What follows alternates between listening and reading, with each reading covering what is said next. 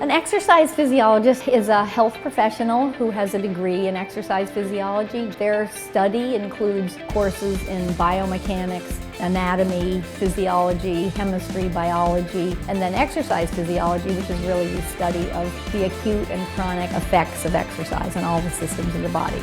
So you do not need a prescription to see an exercise physiologist. Their area of study really allows them to understand not only the effects of exercise on a healthy person, but how that interfaces with pathology. Are there certain people for whom exercise might pose a risk? So we know how to screen for people who might need a different type of exercise than other people. The next thing is assessing current level of fitness. So in order to know the appropriate exercise program, you have to know where you're starting, and that's something that we're trained in, is to evaluate not only cardiovascular fitness, but musculoskeletal fitness as well. For example, some people you might want an actual cardiac stress test with an EKG, which exercise physiologists can read, whereas for somebody who's perfectly healthy and is training to do an Ironman, you could do a full VO2 max metabolic testing. The assessment gives you the tools to come up with an appropriate training plan. You can actually figure out for this individual what is the best plan for them to get them to their goals. And for some people that might be qualifying for the marathon. And for other people it's going to be able to walk a block without getting out of breath, or to improve their bone density so they don't have osteoporosis, or to get through a pregnancy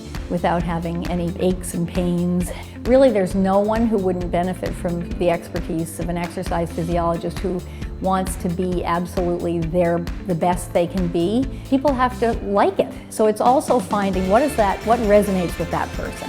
What is going to make them look forward to that? The goal of an exercise physiologist is actually so that you don't need an exercise physiologist. You know you've done your job when somebody knows what they need to do for themselves.